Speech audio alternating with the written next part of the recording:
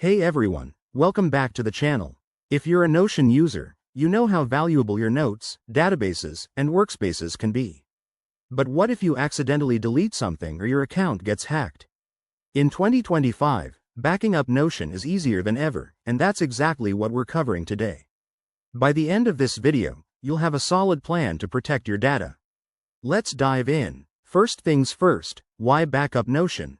With the latest updates in 2025, Notion has introduced more seamless integration options, but data loss can still happen due to sync issues or device failures. A good backup ensures you never lose your hard work. The good news is, Notion makes it straightforward. Step 1. Head to your Notion workspace and click on the settings icon in the top right corner.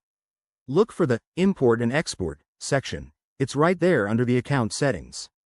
From here, you can export your entire workspace or just specific pages. Choose your format, like Markdown or CSV, depending on what works best for you. This manual export is quick and creates a local copy on your device. For something more automated, Step 2 involves integrations. Notion now supports better connections with services like Google Drive or Dropbox in 2025. Go to the Integrations page in Settings, connect your account, and set up automatic exports. This way, your backups happen in the background without any extra effort. If you're tech-savvy, use Notion's API with tools like Zapier to schedule daily or weekly backups. It's a game-changer for power users. Now, a pro tip. Always test your backups by restoring a small file to make sure everything works. And remember, back up regularly, at least once a week if you use Notion daily. If you're dealing with sensitive data, consider encrypting your backups for added security.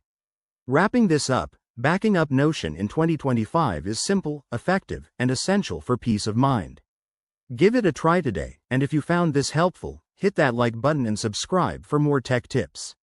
What's your go-to productivity app? Let me know in the comments below. Thanks for watching, and see you next time.